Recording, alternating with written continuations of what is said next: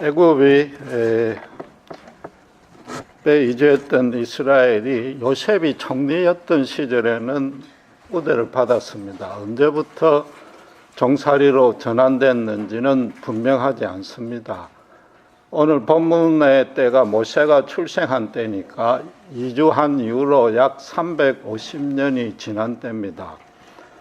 그래서 인구 숫자가 창대해졌기 때문에 애굽에서 10절의 말씀대로 전쟁이 나면은 대적과 합쳐서 싸우고 탈출할까 걱정할 정도가 됐습니다. 그래서 이스라엘의 세력을 약화시키려고 박해를 시작했는데 두 단계로 진행이 되었습니다. 첫째는 노역 책임량을 크게 늘려서 체력을 저하시키겠다는 거죠. 그래서 신규 출산율을 감소시키려 했는데 12절의 말씀대로 학대를 받을수록 더욱 번성해졌습니다. 그러니까 이 첫 번째 방안은 실패하고 두 번째로 남자아이가 출생하면은 사파들어 다 죽이라고 명령을 했습니다.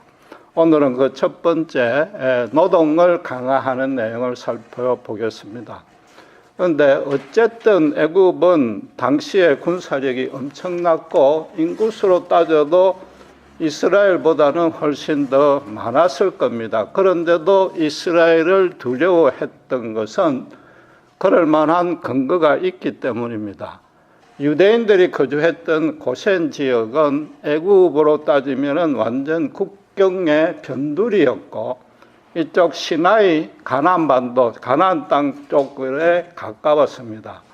여러분 알다시피 애굽은 나일 강변의 그 비옥한 땅에서 밀농사를 주로 하는 농경국가입니다. 반면에 유대인들은 목축을 주업으로 했습니다. 그래서 창세기 46장 28절에서 34절에 따르면은 요셉이 바로에게 야곱 가족이 왔을 때 우리는 목축을 하니까 변두리 고센 땅에 가서 자급자족하며 살겠다고 요청을 했습니다. 그래서 바로로서는 이 요셉의 공로에도 감사하고 애굽에서는 이 목축을 비천한 직업으로 멸시를 했기 때문에 아주 흔쾌히 허락을 했습니다. 요셉이 그런 요청을 하게 된 배경에는 아버지 야곱의 뜻이 반영이 된 것입니다. 애굽과 섞여서 살면은 아무래도 우상 숭배에 물들까 염려했던 것입니다. 또 하나는 언제든지 여건이 성숙되면 약속의 땅 가나안으로 돌아가기 쉬운데 살겠다는 거죠. 야곱은 그 할아버지 아브라함에게 주신 하나님의 언약을 분명히 알 것입니다.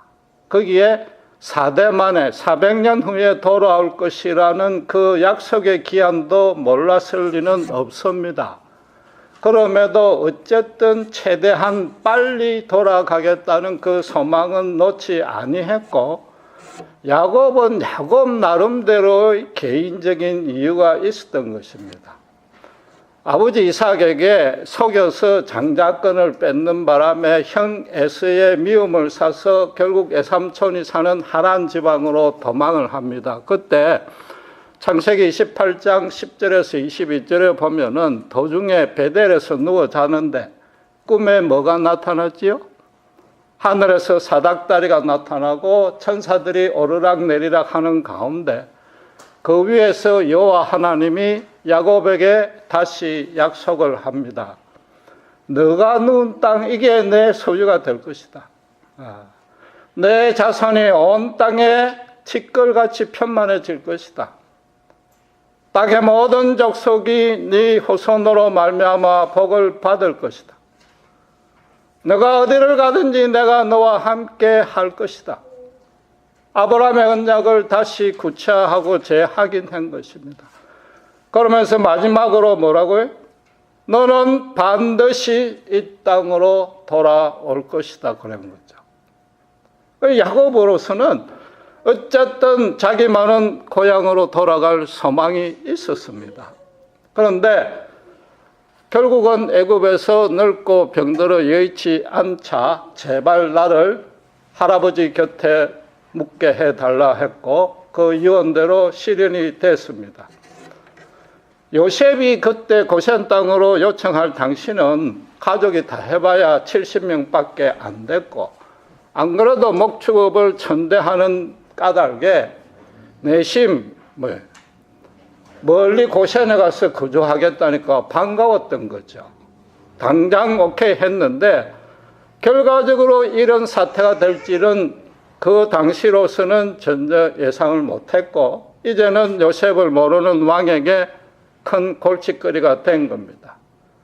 혹시라도 애적이 침입하면 바로 변두리에 있으니까 그들과 동맹해가지고 반대편에 서면은 그동안에 온갖 고생하고 핍박당한 것을 안갚음할 것 당연히 걱정이 되는 거죠. 지금 이스라엘의 인구가 200만이 아직까지는 200만이 아니지만은 어쨌든 굉장히 창성을 했고, 그 지리적인 위치도 그렇고, 그동안에 일관되게 학대당했던 사정도 그렇고, 이거는 충분히 개연성이 있는 걱정인 것 같습니다. 그런데 사실은 당시의 애굽의 사정을 조금 더 면밀히 따져볼 필요는 있습니다. 당시에 애굽에 필적할 만한 나라는 사실 그 인근에 없었습니다. 이 대적에 침입할 건 크게 걱정할 염려가 없었던 거죠. 고센 땅에 가까운 그 유대인들의 고향인 팔레스타인은 이 애굽 왕조 대대로 계속 정복 캠페인을 벌였습니다. 그래서 완전히 승리를 하고 식민지로 삼아가지고 조공을 받고 있던 때입니다. 우리가 옛날에 이시조선이나 고려 때나 그 중국을 속으로는 미워해도 중국하고 사업을 꿈도 못 꿨지 않습니까? 지금 바로 그런 상태인 거죠. 유일하게 애굽의 상대가 되는 것은 아브라함이 불려놨던 갈대아 우르, 말하자면 고대 바빌론 제국 하나뿐입니다. 그런데 이 바빌론 메소포타미아에서 애굽까지 침공하러 오려면은 중간에 아라비아 사막도 있고 시나이 반도도 있고 홍해도 있단 말이에요. 그 지리적인 장벽이 만만치 않습니다. 거기다가 바벨론은 여러분 알다시피 유프라테스 티그리스 강에 있어서 그 땅이 아주 비옥했고 역사적으로 고대에는 훨씬 더 기후가 좋았답니다. 거기도 아주 크게 번창한 나라입니다. 구태여 멀리 애굽에까지 가서 패권을 다툴 모험을 할 필요가 없었던 거지요. 이전에 냉전 시대에 미국과 소련은 서로 강하니까 싸움은 절대 안 한단 말이에요. 그런 형국입니다. 그러면은 결국 애굽에 있던 그 아프리카 대륙의 서쪽과 남쪽 부분은 지금까지도 그렇지만은 원시 부족 국가들 뿐인데 아예 이건 애굽하고 상대는 꿈도 못 꾸고 시체말로 게임이 안 되는 거죠. 그럼 다른 가능성은 뭔가 하면은 유대인들 스스로 자력으로 반란을 일으키고 도주하는 겁니다. 그런데 이것도 거의 불가능하지요. 왜냐하면은 고대의 노예들한테는 무기를 지급하는 법은 없습니다. 물론 지금 농사를 하고 건축공사를 하려면은 철 연장이 필요하지요. 그 무기로 전환할 수 있는데 아침에 일터로 나갈 때 하나씩 줬다가 일터에서 돌아올 때 반드시 회수한단 말이에요. 그것마저도 탈취한들 칼이나 창이나 화살이나 전차의 정식 무기에 대항할 수가 없습니다. 군사훈련을 한 번도 안 받은 그 유대인들 좀 안 된 말로 일종의 떼거지들입니다. 베가본드, 불황자 그룹이나 마찬가지입니다. 이게 정식 훈련과 전투 경험이 많은 애국과 전쟁한다는 것은 유대인들 스스로 이거는 무덤을 판다는 걸 알기 때문에 아예 그건 생각지도 아니하는 거죠. 유일하게 마지막으로 남은 가능성은 우리 한국 전쟁 때 중공군이 어떻게 했습니까? 인해 전술로 사람 숫자로 밀어붙였는데 지금 이제 그런 판국이 됐단 말이에요. 그러나 애굽에서 말하자면 고센 지역의 경비대만으로는 이 많은 사람을 감당할 수 없다고 여길 수 있는데 이미 이때 군대를 더 정파했을 겁니다. 그러니까 이게 지금 그 노동량, 하루 책임량을 더 많이 주고 하는 것은 대적의 침입을 걱정했다기보다도 너희들이 반란할 꿈은 절대 꾸지 마라. 미리 한 번 더 얼음장 넣고 겁을 주는 거죠. 나중에 10가지 재앙이 당하는데도 이 바로가 이스라엘을 절대 해방시키지 않습니다. 여러분 볼 때 그 참 언뜻 이해가 안 되지 않습니까?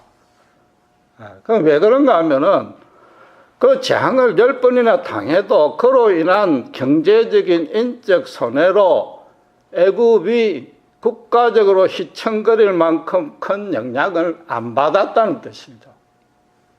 영향을 받았다 해도 조속 회복했단 말이에요. 그만큼 애굽이 초강대국이었단 말이에요. 지금 이 본문의 말은 만에 하나 가능성에 대비해서 사전에 예방책으로 지금 시행하는 거죠. 지금 본문의 때가 모세가 태어날 때인데 출애굽이 있었던 시기가 지금부터도 80년 세월이 더 흘른 후입니다. 그런데 그 사이 80년 동안에 지금 본문에서 이들이 염려했던 사태는 단 한 번도 안 일어났단 말이에요. 이 사실상 엄살이란 말이에요. 그럼 바로가 염려한 이유는 진짜 이유는 따로 있다는 뜻인 거죠. 아주 간단한 겁니다. 인건비 안 주고 공짜로 아주 체력 강건한 최고의 양질의 노동력이 탈출할까 그게 염려된 겁니다. 10번이나 재앙을 당하고도 바로가 끝까지 마지막 가세에 항복을 하는데 그 첫째 원인은 하나님을 거역하고 완전히 부패한 사악한 심령 때문입니다. 둘째는 또 뭐냐 하면은 바로는 내가 세계 최강국의 왕이요. 심지어 살아있는 신이라고 사람들한테 숭배를 받고 있는데 그 아무것도 모르고 헛된 완악한 자존심, 고집 때문에 끝까지 버틴 겁니다. 거기다가 더 결정적인 이유는 이 완전히 땅 짚고 헤엄치긴 거죠. 이스라엘 사람들. 그 노동력, 애굽의 번영을 순전히 얘들한테 의존하는데 그걸 포기하기가 너무 힘들었단 말이에요.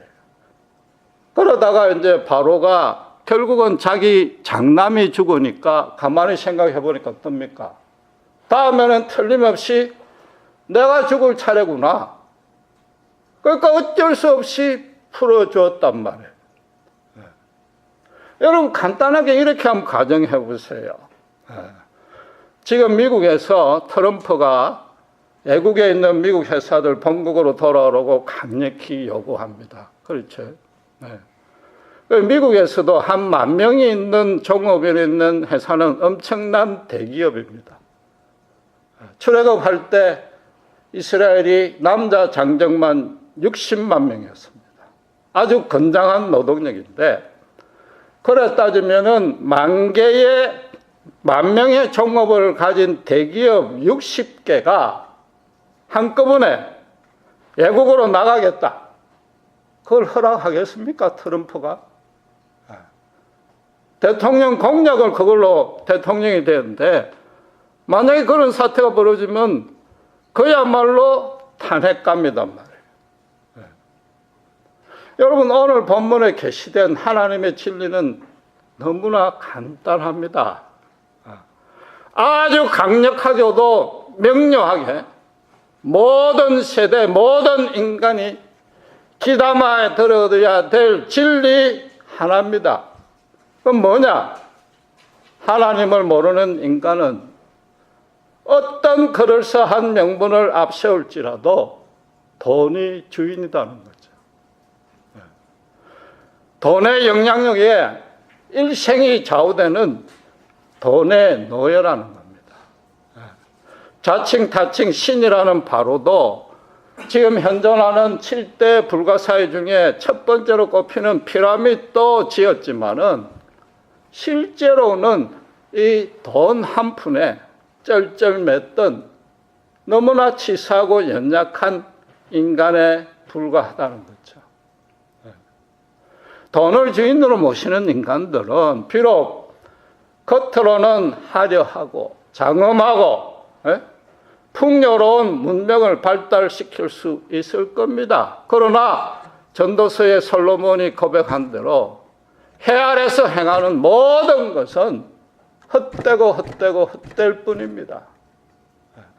해 아래란 것은 왜 그런 말을 썼는가 하면은 하나님이 없다고 쳤을 때 해가 사실은 인간에게 최고 큰 존재인데 하나님이 없는 그 사회에서는 무엇을 해도 허망하다 이 뜻인 거죠. 여러분 10절을 다시 한번 보세요.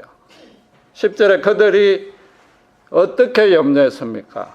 대적에 연합하여 반역할까 봐는 앞에 내세운 그럴싸한 명분이고 진짜로 염려한 것은 마지막에 한 말이란 말이에요. 마지막에 뭐라고요? 이 땅에 나갈까 염려했단 말이에요. 무슨 말이에요? 이 땅에 꼭 붙잡아 놓고 싶다 이거 아니에요? 유대인들을 죽일 생각이 없었단 말이에요. 멸절시킬 계획은 아예 처음부터 없었단 말이에요. 어떻게 하든 얘들을 묶어 놓겠다 이 말인 거죠. 오직 돈 때문에 한민족 전체를 노예로 멸시하고 학대하고 그 후에 또 겁주느라고 더 학대하는데도 눈도 깜짝 안 한 거죠. 여러분 그런데 이 불행하게도 이런 일이 고대만 있은 것도 아니요. 우상 숭배하는 족속에만 있었던 것도 아니요. 말하자면 나치가 유대인 학살한 그런 정도만이 아니요. 세상 밖에 있었던 일도 아니요.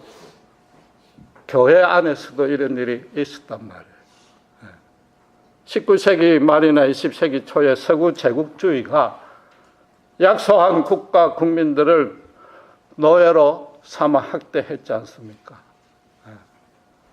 그 불쌍한 한국 같은 그 불쌍한 국민들의 엄청난 양의 땀과 눈물과 한숨과 심지어 피를 바탕으로 서구 제국주의가 화려하고 사치한 문명을 만들었단 말이에요.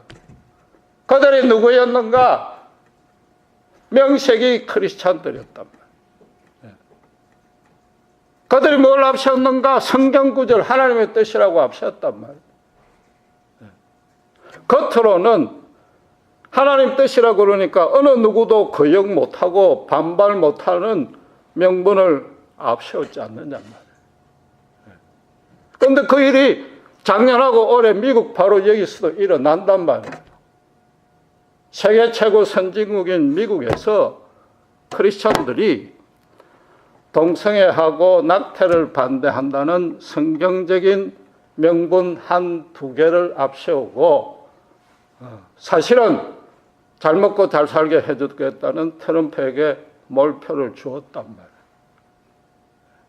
과연 본문의 바로를 우리가 잘못됐다고 야단칠 수 있는가? 정지할 수 있는가 말이에요. 물론 힐러리가 되었다는 뜻도 아니요. 오해 마시기 바랍니다. 트럼프를 지지한 가운데도 정말로 순전한 크리스찬들도 많았습니다. 그러나 전체적으로 흘러가는 사람들의 영적인 조류에는 우리가 눈을 떠야 된단 말이에요. 똑같은 일이 반복되고 있단 말이에요.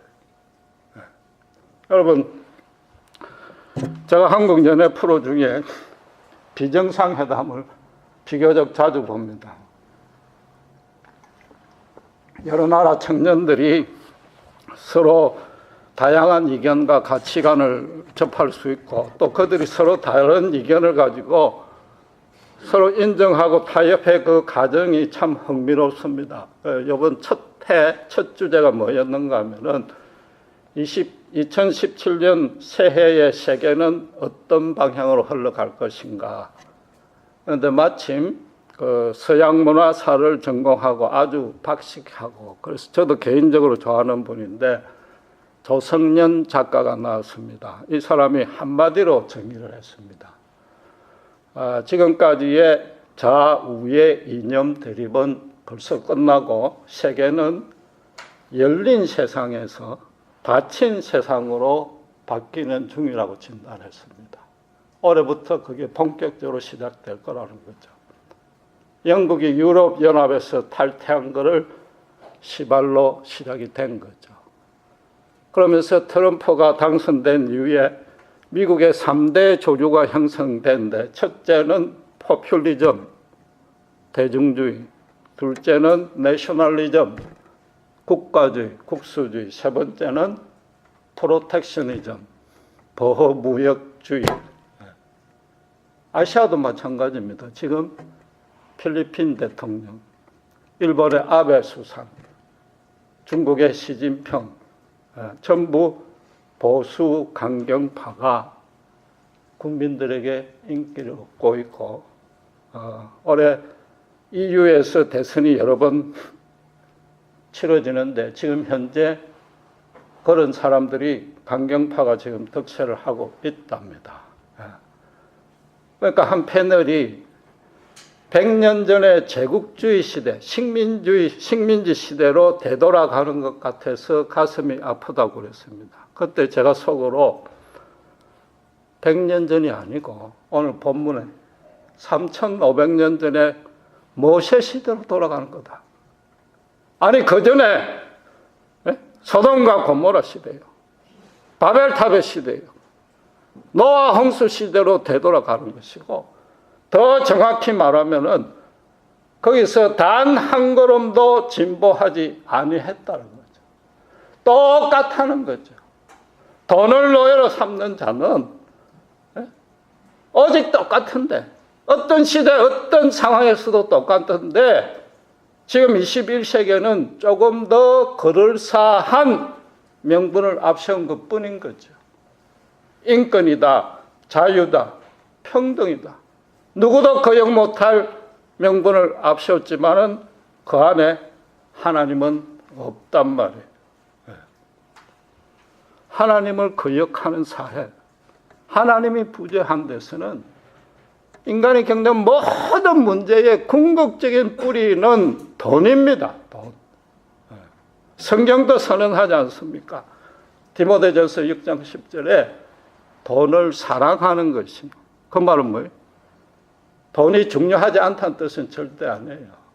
신자들도 열심히 돈을 벌어야 된단 말이에요. 돈을 사랑하는 것, 돈의 노예가 된 것이 일만하게 뿌리라고 그랬단 말이에요. 저는 조성년 작가보다는 역사적인 지식이 훨씬 빈약합니다. 그럼에도 2017년뿐만 아니라 제가 감히 말씀드리겠는데 인류 종말 때까지 인간의 역사가 흘러가는 방향을 자신 있게 예측할 수 있습니다. 과학 문명에만 의존하는 사람들은 인간끼리 유토피아를 건설하겠다는 한쪽 흐름이 분명히 있습니다. 그 반대쪽에는 성경에 게시된 하나님의 뜻을 실현하고 이웃의 예수님의 십자가 사랑을 알게 해주고 서로 나누려고 하늘에 섞는 미랄이 되고 빛과 소금이 되는 흐름, 인간 세상은 그 두 가지밖에 없는 겁니다. 뭐라고 얘기를 해도 겉으로 아무리 화려하고 사치스럽고 풍요로워 보여도 내면은 그 두 개 흐름밖에 없단 말이에요.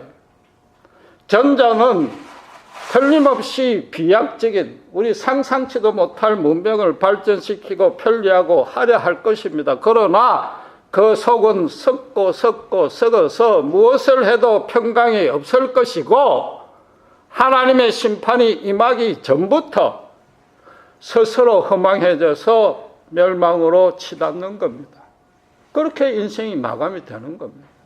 그 반대쪽은 아주 비록 극소수밖에 안 남겠지만은 본문의 이스라엘처럼 세상에서 멸시받고 손해보내고 이름도 없고 핍박받을 것이지만은 이 땅에서부터 참 평강과 참 안식을 누리고 무엇을 하든지 하나님의 영광이 우리를 통해서 드러납니다.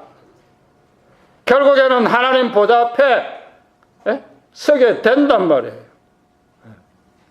여러분, 이스라엘이 그 심한 학대를 받고도 더 장성해진 이유가 뭡니까? 하나님이 붙들어 주셨기 때문이죠. 물론 정답입니다. 정답이지만은 어디든지 만병통치식으로 해당되는 그런 정답보다도 정말로 구체적으로 이 본문의 역사적인 현장에 들어가서 유대인들이 실천했던 그 비결 진리를 찾아내야 됩니다. 그냥 굶고 매맞아도 하나님이 기적적인 은혜로 밤 하루 잤더니 뭐 새살이 돋고 안 먹은데도 영양이 공급이 돼서 새 힘이 솟구치고 그래서 장성해졌다. 이런 이해는 이제는 그만두어야죠.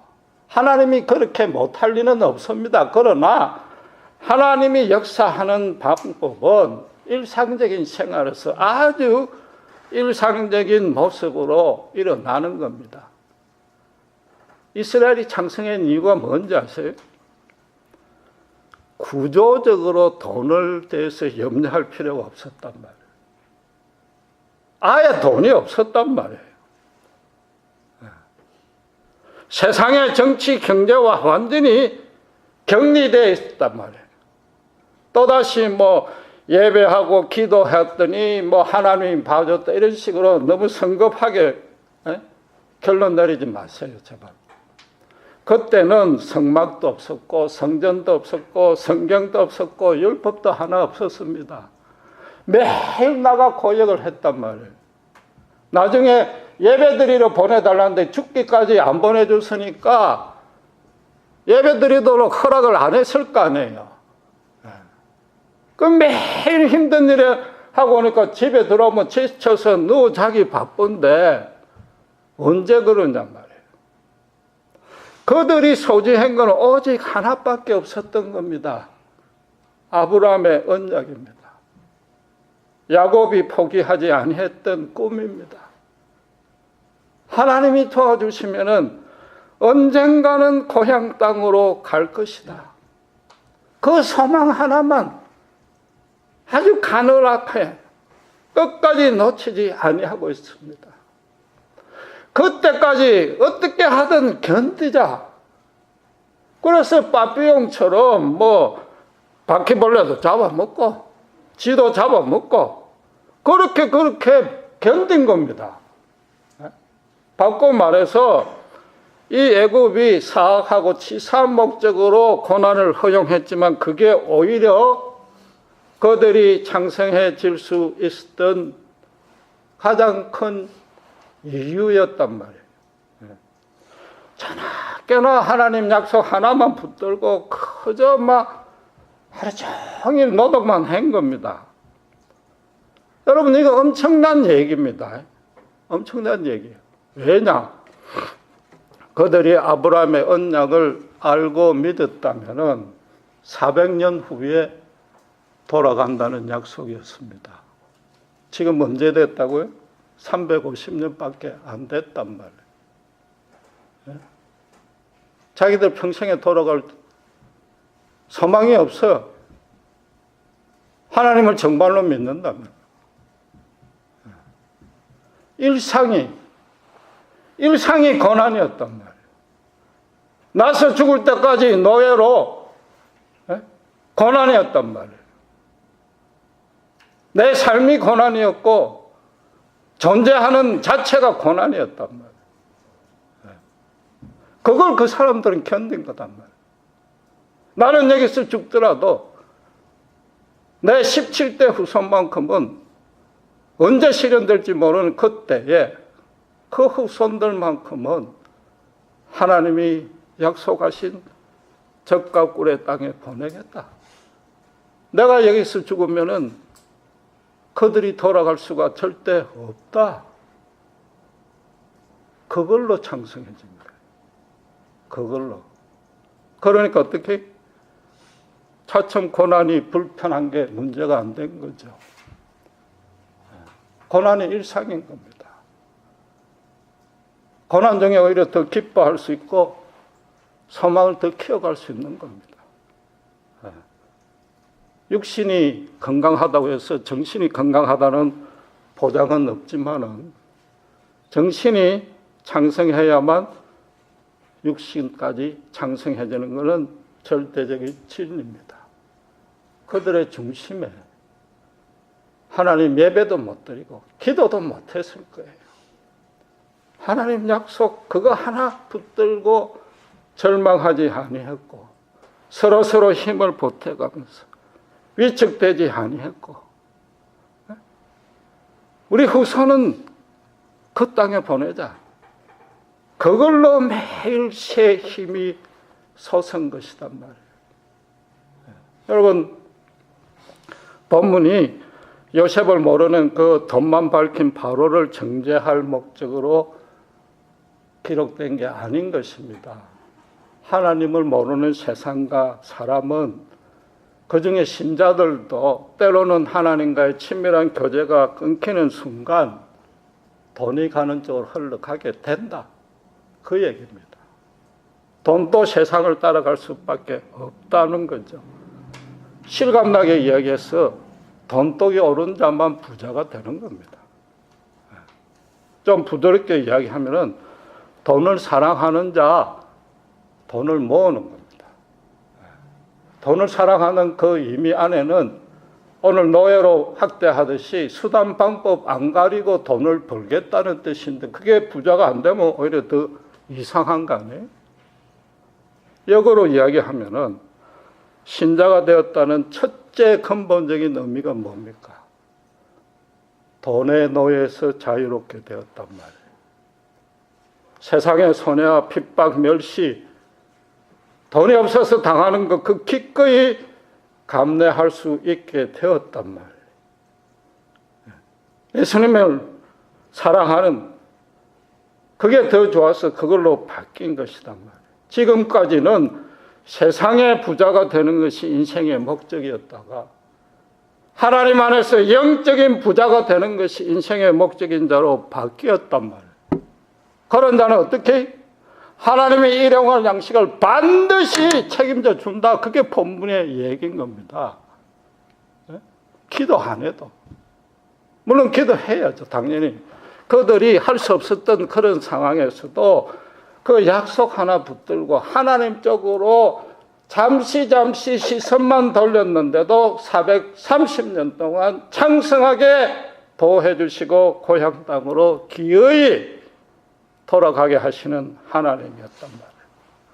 여러분 올해도 세상에는 온갖 바로 같은 돈말 밝히는 왕들과 대통령들이 설칠 겁니다. 그거 하나 신경 쓸 것 없습니다. 구약의 이스라엘은 고향으로 돌아가겠다는 약속 하나만 붙들었습니다. 그러나 신약의 새 이스라엘은 예수 그리스도 구원의 은혜 가운데 들어와서 천국의 영원한 본향에 이미 들어와 있는 것입니다. 여러분 우리가 믿고 우리가 자랑할 것, 우리가 감사할 것 그거 하나뿐입니다. 다른 어떤 것보다 이게 더 귀하다고 감사하다고 고백할 수 있어야 우리가 여기 앉아 있을 수 있는 성경을 볼 수 있는 자격이 있는 겁니다. 간단하게 현실적으로 말해서 불쌍한 이웃에게 닫힌 삶을 살고 있다면은 아직도 돈에 노예거나 잠시 하나님을 멀리한 증거고, 대신에 불쌍한 이웃에게 열린 삶을 살고 있다는 것. 그게 신자된 표시일 뿐만 아니라 그 안에 우리가 모르는 하나님의 정말로 오묘하고 풍성한 은혜가 넘친단 말이에요. 언제까지? 430년 후에 대대손손 이 땅의 믿음의 가문을 여러분 뿌리내릴 수 있는 겁니다. 기도하겠습니다.